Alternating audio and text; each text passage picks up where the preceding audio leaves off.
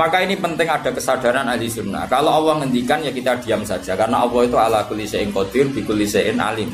Kamu tidak usah kecangkeman orang Aceh diadab karena banyak maksiat, ke malah goblok yang telulas. Podo-podo maksiat yang Aceh, rak maksiat yang Bali. Bali leh maksiat yang Hollywood, Hollywood leh maksiat yang Cina malah komunis. Enggak usah ngomong gitu. Pokoknya adab itu Allah kuasa mengadab siapa saja. Tapi kita berhenti di situ, tidak usah ngomong siksa karena dosa. Karena kalau kamu ngomong dosa diperbandingkan ada daerah yang lebih dosa atau itu tidak wilayah kamu. Makanya Rasulullah itu kalau ditanya ada adab itu Nabi nggak pernah nerus. Ya sudah ada adab, tapi kalau mansus ya mansus misalnya kaum Lut itu mansus karena adab. Tapi kalau orang Islam kan nggak mesti adab. Bisa saja hukuman yang menjadikan malah mlebu swarga. Kalau sama nggak percaya gini, dan saya menjamin pasti saya benar dalam hal ini karena saya berdasar hadis sahih. Sama-sama adab misalnya orang tenggelam. Banyak kan orang mukmin disifati Nabi itu mati syahid. Aku tak lawan nak sing darane wong Aceh iku mesti adab. Tak lawan dunia akhirat. Selain wong sombong berarti tak maca hadis. Lho coba Nabi beberapa kali ngendikan umatku sing syahid itu sekian-sekian termasuk sing mata ghori kon sing mati tenggelam coba. Artinya ada bentuk ghori yang justru syahid. Kecangkeman dora tahu ngaji kecangkeman. Oh tak lawan dunia akhirat. Karena sok sucinya. Sudah kita baca ayatnya berhenti fayuh rikokum saja. Soal bima kafartum itu otoritasnya wilayahnya Allah Subhanahu wa taala. Do sok suci do cangkeman. Oh tak lawan tenan. Nek wong kum bis warga aku usul pangeran. Ampun Gusti. Niku nate ngenyek tiang sak provinsi. Sok sucinya. Lo coba ya. Banyak orang mati divonis misalnya kamu, wah iku krono adab. Ternyata Nabi ngendikan mabtun wong loro weteng syahid. Gharik syahid, mahdum syahid. Orang yang mati korban, kan kita tidak pernah tahu. Ya sudah bodoh-bodoh tidak pernah tahu, pakai yang husnul khotimah saja, pakai yang husnudzon saja. Saya ulang lagi ini penting saya utarakan. Jadi Allah saja yang Tuhan ngendikan itu potensi. Saya pastikan lah. Kita semua kenal Allah yang warahmati wasiat. Nabi berkali-kali ngendikan inna rahmati sabaqat ghadabi. Sebagian riwayat bukan sabaqat, ghalabat.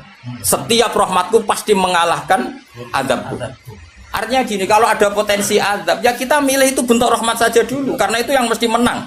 Jadi paribasane aku roh muni, mati kecepet omahe paribasane.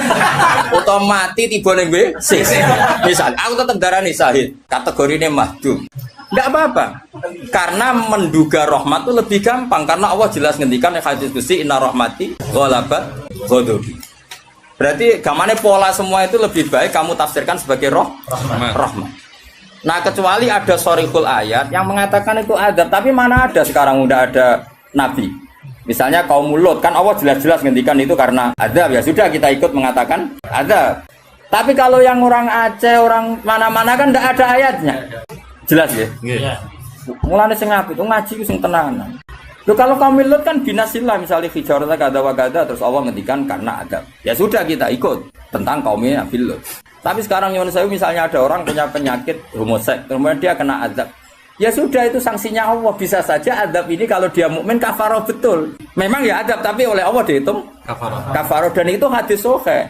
Tidak ada seorang mukmin yang punya dosa kecuali nanti dia kena masalah, nanti kena ri atau kesandung dari Nabi dan itu nanti jadi kafarohnya. Jadi saya pastikan fayuhrikokum bima kafartum itu untuk konteks orang mukmin kamu baca separuh saja sudah Allah itu mampu menenggelamkan kalian. Tapi khusus orang mukmin khitabnya jangan bima kafartum kan kita tidak kafir. Loh kalau Allah kan maha tahu sehingga Allah berhak dong ngendikan bima kafartum mergo kowe kafir. Kita kan tidak tahu apalagi dhahirnya dia mukmin kan ayat itu tidak kena. Ayat itu kan pada orang kafir bima kafartum ayatil kowe bima amantum. Boyo mikir, ngene yo, seudon ora usah dilembagakno, seudon. Lah wong seudon kok dalil. Ijo ana panggunge dia. Wong seudon siri wae elek men seudon kok dikei panggung. Ajak-ajak bisa. Lha seudon kok dilembagakno. Tak lawan yakin dunia. Bahaya itu bahaya sekali. Ora terima bahaya sekali. Ya saya ulang lagi ya. Jadi kata qadir itu potensi. Enggak mesti terjadi karena kita tahu warahmati wasiat kulli syai. Inna rahmati sabaqat ghadabi wa firyatin ghalabat.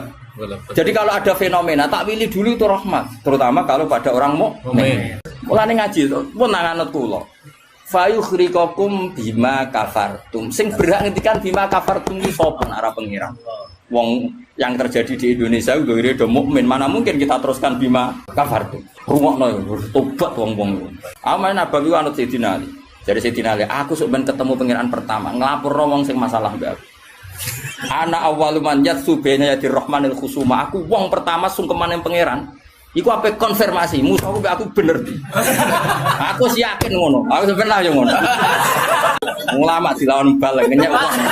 Tapi kalau Allah ngendikan adab itu mau ngendikan potensi. Jong nak kelakuan ngene, aku iku kuwasa mendatangkan siksa. Kuwasa itu kan belum eksekusi kan? Bisa iya, bisa tidak. Maka ya sudah itu potensi. Maka kalau ada orang mukmin ngalami apa-apa, itu sebagai adab banyak potensi.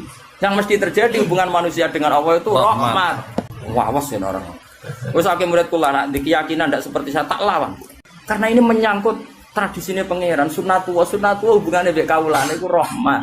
Bahkan redaksine kata cara aku ra ahli sunah namaknani majibno. Mari ahli sunah nak darani apa ora wajib nglakoni apa ya ono wae. Maksudnya kula yo kan. Wes jelas istilahnya kan kata barabbukum ala nafsi. Cuma kita sebagai ahli sunnah mengatakan Allah itu tidak wajib melakukan apa saja. Tapi Allah sendiri mengistilahkan dirinya pasti mewajibkan pada dirinya melakukan rahmat. Baik kula suwun. Hubungane wong mukmin be Allah iku yakini hubungan sing baik. Mergo Allah ngendikan be kata rabbukum ala nafsi rahmah. Sebagian wassalamu ala manit tabal huda. Dadi anggere ana wong mukmin hubungannya ambil Allah itu untuk salam, paham ya? Soal nanti ada salah-salahnya itu ya mesti wae wong ya salah. Aku rasa mbok kandhani, macam kita pakai aku rasa kecangkeman. Didali, sudah jelas Qur'annya gini, di Qur'an sing ndi. Wah, saya pernah melihat ada kitab judulnya welali, aku isine lho ya. Tak ulang lagi, saya tidak bosan karena kita ini nusratan li ummati Rasulillah sallallahu alaihi wasallam. Kita akan bela mati-matian umatnya Kanjeng Nabi. Nah, kan umatnya Nabi iman be Kanjeng Nabi wis salat, wis maca selawat. Zaman akhir koyo ngene rusak isih ibadah. Mbok tuduh nak kena adab. Wis aku. Wis tak nak kena sanksi koyo Kanjeng Nabi lho nak ngendikan niku. Kanjeng Nabi nak ngendikan kan enak, wong mukmin kena ri, kena opo wae bahkan susah. Wong mukmin kok susah. Susahe wae insyaallah dadi kafarah. Mulane Kanjeng Nabi nate ngendikan inna minadz-dzunubi dzamban la yukaffiruhu illa hamul maisha. Ana dosa iku isane kafarah nak kowe susah. Asa ulang lagi berkali-kali. Pokoke nak ana masalah mbek wong mukmin, sing gampang takwilane yaiku hubungane rahmah. Iku sing bisi watil jasmi. Mergo Allah ngendikan wa rahmati wasi'at kullasyai. Setiap orang pasti mendapatkan rahmat Allah. Lah soal nanti Allah rodok ngekei sanksi mergo duwe Quran ora dijogo. Dadi kiai ora tau mulang. Terus rodok diadab apa sithik-sithik bojone minggat. Rezekine angel. Yo nak pancen iku adab tenan mesti asal wong mukmin statusnya apa nglebur dosa ora istenak. Kok sing hukume adab terus piye? Dadi anggap ae dikopiok ngono lho maksudnya.